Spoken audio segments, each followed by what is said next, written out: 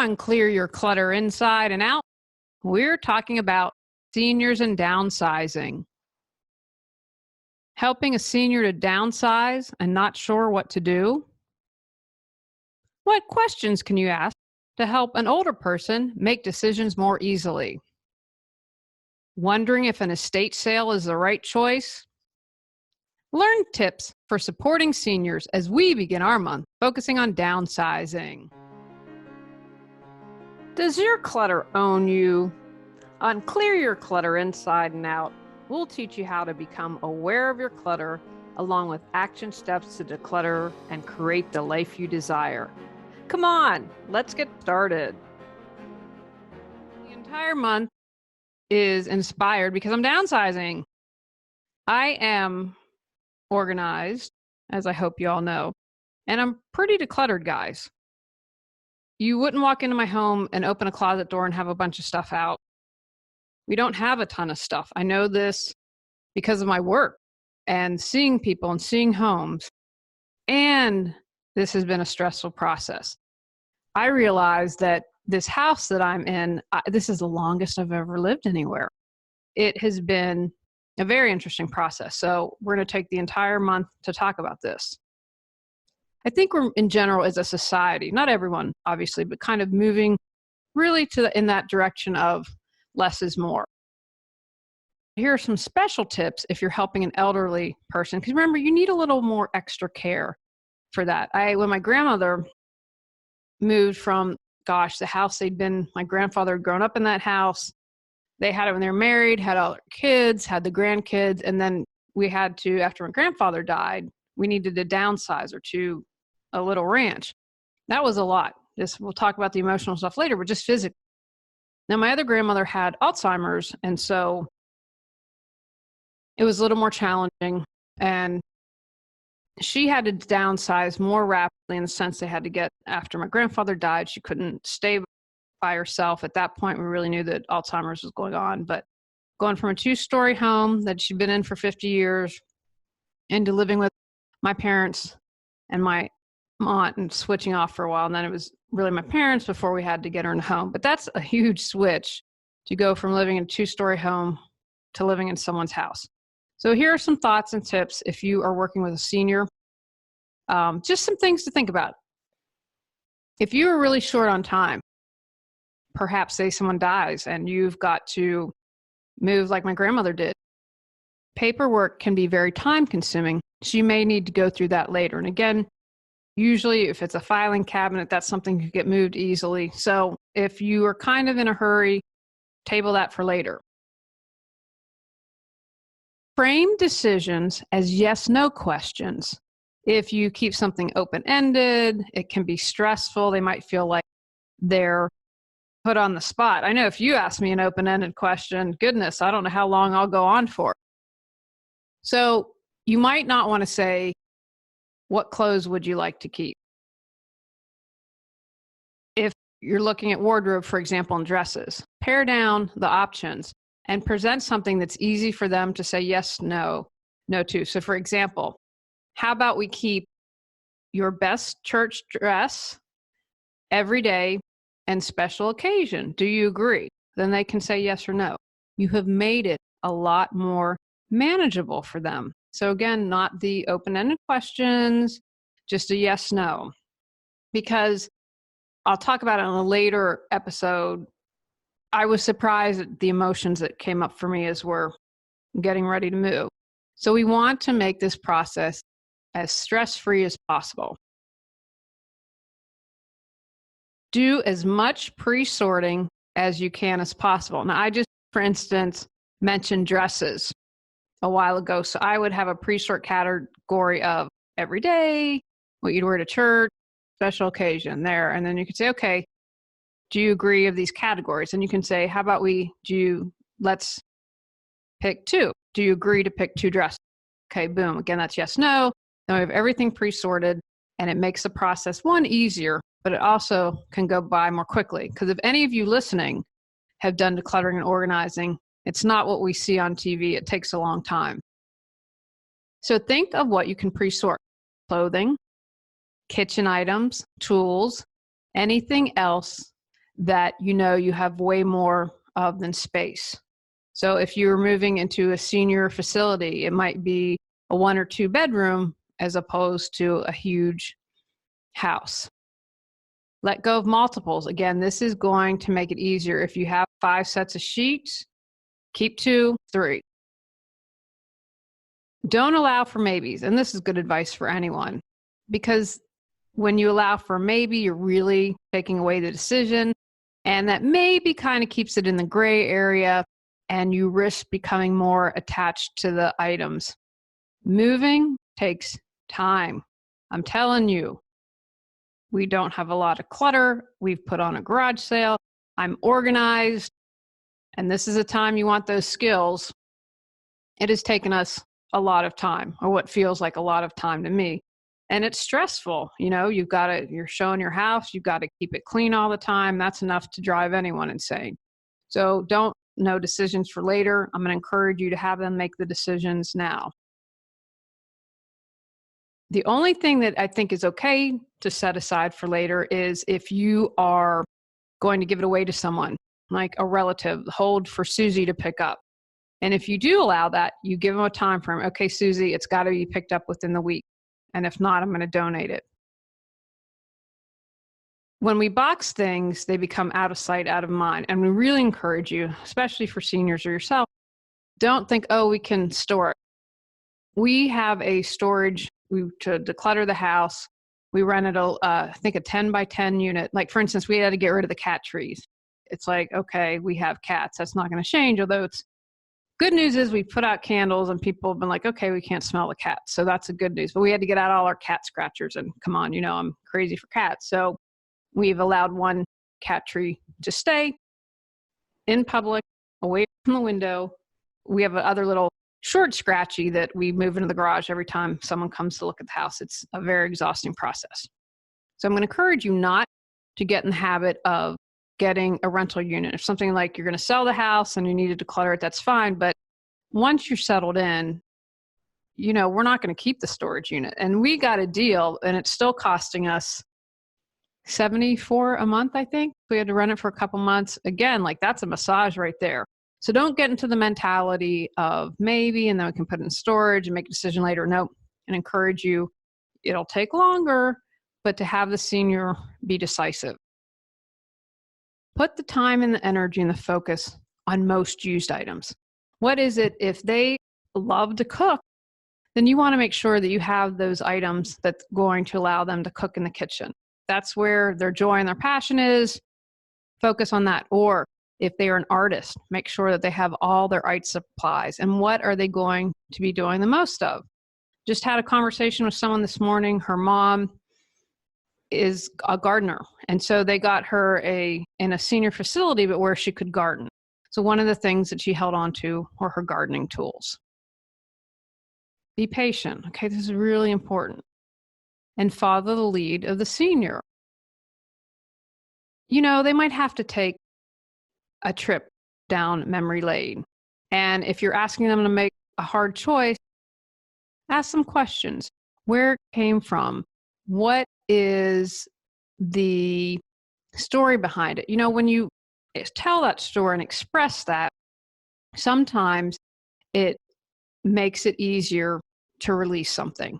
And allow them that. Allow yourself that if you ever need to do that when downsizing. Talking about it may help them have a clearer perspective and allow them to be more ready to release it. Just, you know what? Now that I've told you that story about where that came from, that's something I don't need to hold on to. I have Joe's necklace that he gave me, and that means a lot more than this book from when we went traveling. You also are going to have to usually pare down because of space if you have photos or memorabilia or collections. You hopefully will have an idea of your floor plan and where you're moving. Although I have to say, this is a caveat. We know where we're moving. We have a floor plan, and we are doing two rounds of downsizing. What I said to my husband was, I haven't quite, and I'm very visual, so I need to see, I haven't quite figured out where we're going to place furniture. So what I said is, let's just get everything and then we can sell furniture once we settle. To me, that's worth it. Seeing everything and having a place in mind. Now, again, with most seniors, you're going to be moving to a couple rooms. I know we helped my Aunt Maple. She went from a ranch house to a bedroom and a sitting room and an assisted living facility.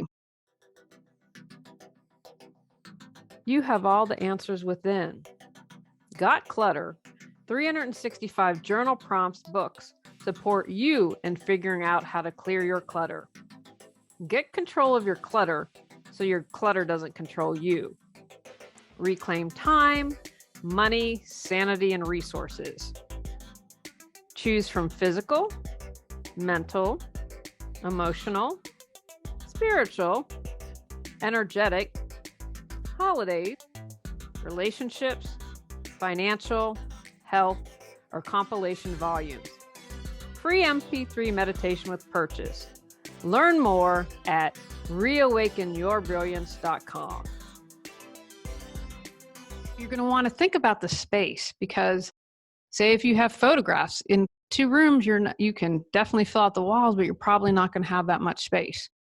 So that's where you're going to want to do some paring down, ask what are your favorite pieces, and think, oh, we could put this right above the fireplace if you have one, or right above your bed, wherever that makes the most sense to you. But collections and the like, you're going to need to prioritize. One thing that you can do, and we did this for my great Aunt Maple, was we digitized photos. And so we got her one of those frames, and that you can set it on a timer, but it flips every so often. And so she had this wonderful digitized frame where we were able to put a bunch of photos and that we were able to let other stuff. So think about how you can do that. And maybe with their artwork, same thing. Take the picture if they have a lot of artwork that they love and you want to sell it, donate it, whatever you want to do. Take pictures, and then something like a digital frame can help with that. I'm also going to encourage you, and I hope I can say this in a way that it's heard correctly. One of the things is that I believe you should never pitch something without someone asking. We had a situation, someone that I'm related to, and I'm like, did you not pay attention that I've been in business for a decade? And they didn't ask for my help. And this is someone, and they went in and threw out a bunch of things. And it was very traumatic for the person. And I don't believe that. Now, having said this is kind of the and part of life. I believe this, and I'm also going to encourage you where there are areas that you can go ahead and make decisions that this stuff is not worth moving or donating. Because remember, if you donate to someone and they can't use it, like we didn't realize this, we just took a load to Habitat for Humanity, some good flooring, and we had some blinds, and he said, oh, well, we'll take it, but I'm hoping they can find a house to use it on. But things that it's not worth it for you to donate. Old spices, recycle those magazines, expired meds, make sure you dispose of those properly. Donate unused toiletries. You probably have a bunch of plastic food containers, the junk drawer. Do stuff like that where they really don't need to be involved in the decision, and you can declutter it, and it's less time that you have to spend going through stuff. I would make it easier. I'd say to the neighbors, hey, I'd pull out all the cleaning items, the majority of them, personal care product, like all of that they're not going to need, and just have the neighbors come and get it. That's an easy solution, and it helps everyone. You don't have to throw it out. Now, another place you're going to want to put the effort in. Do you want to sell, donate, give away? Is it so worn that it's just trash? That can be time consuming. So consider an estate sale. And we'll talk about that momentarily, because the only other thing I wanted to add is free cycle is an option where, we put some flooring on free cycle. It's free. Come and pick it up. That's one less thing you need to think about. Schools are great, say if you have musical instruments, right? So maybe you had a relative, a senior that was really talented, and maybe they're taking one guitar, but they can let the other stuff go. School programs could definitely use that. So what to consider if you're thinking about an estate sale? They can be really good if you have a ton of stuff you're letting go of, you're ready, like, oh, I know I want to part with this. I don't have to spend a lot of time making decisions. The worst case scenario with this is you don't qualify. Depending on the company or what people are doing, there's probably a minimum of items. The advantages to the estate sale, you get cash and your home gets cleared out. So let me tell you something. And if you've got to change carpets or whatever, it's fantastic. So you're going to get cash and it's going to be a clutter-free home. What you mainly have to do is just say, okay, this is what needs to be sold. So you might, obviously, what is a senior taking? Maybe there are things that need to go to family and friends, but that's kind of the extent of this. So how much does it cost, right? There should be no upfront cost involved. And guys, please do your due diligence. And I've learned just because someone is approved by the BBB doesn't mean jack, because I had to file a complaint against someone, and once it was settled, they removed it. And I thought, well, they need to know. It was actually an acupuncturist who, anyway, I had to file a BBB complaint and I got my money back. But that just doesn't necessarily mean anything. But people especially try to scam seniors. I've worked with clients. I can't tell you how many things I've had to help cancel because they were taken advantage of. So if they're saying there's an upfront cost, go elsewhere. They get their payment because they're going to take a percentage, right? Estate sale, here are some examples of situations where it might be a good idea for you to have an estate sale. You're downsizing from a house to, say, a condo, an RV, a small apartment. You might be handling an estate from a deceased loved one, especially if you're out of state. An estate sale is probably going to make good sense for you because you can come, make some decisions. They can take care of that. And again, you get the house cleaned out, you get some cash, good deal. Transitioning into senior living, like my grandmother, if you're going from a 2-story house into someone's house, you're probably going to have a lot of stuff that you can sell. If you have more than 2 weeks, you don't have to have a quick get it done, and you have the time, estate sale might be a good option.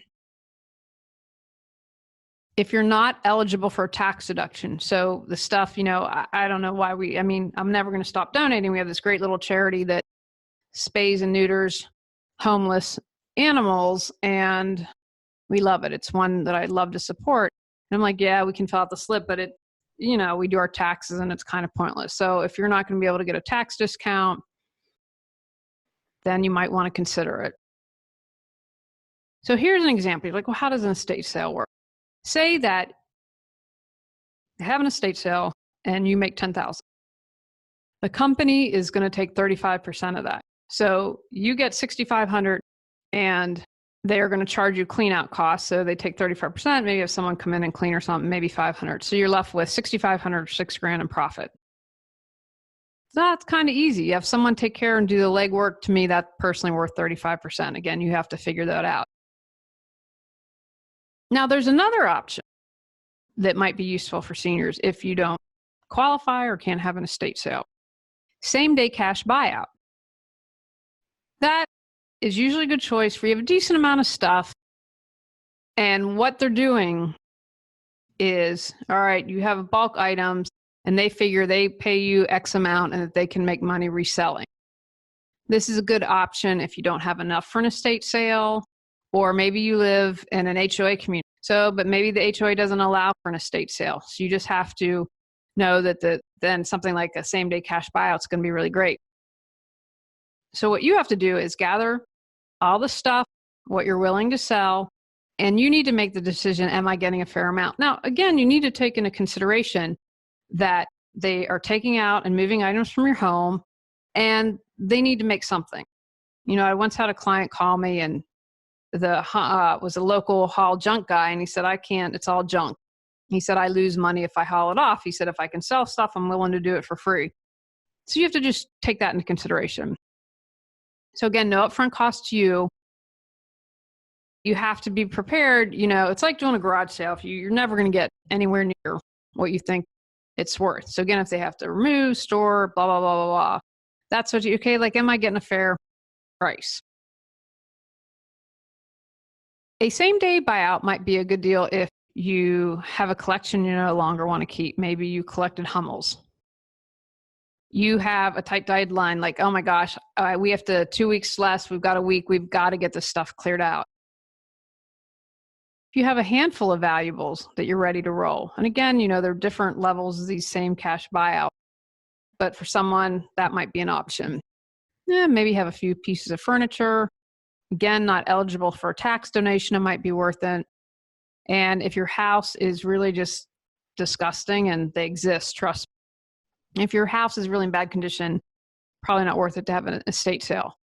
So let's use the same math, because I'm not a great math person. Say the value of all the stuff I have sitting here is worth $10,000. The buyout offer is $5,000. So you just made $5,000 and you get it cleared out of your house. You also have another option: donate it all, or giving it away to everyone that you love, or someone college hunks moving junk that'll come up, sell what they can. I know there's a guy around here, he makes sure if it's recycled, it can recycled, or if it can donate or can sell it. That's another option. You don't get any money on it, but you're not trashing Mother Earth. And again, it's out of your house. Is it money that you need? Peace of mind? Those are the things that you really need to consider. And again, having a grandmother had Alzheimer's, you depending on the situation, those are things that you need to think through. Take actions from today's podcast. Create a list of tips for seniors that you believe would be helpful. Write down any other considerations you or your senior may have. Be patient. Evaluate whether or not an estate sale or a buyout is an option. Consider donating, hauling off, or giving away items to loved ones. On next month's episode, we're talking about moving tips. Go out, clear your clutter to create the life you choose, deserve, and desire. Clearing your clutter allows you to share your gifts with the world. Get your free self-assessment to discover your clutter priority at reawakenyourbrilliance.com.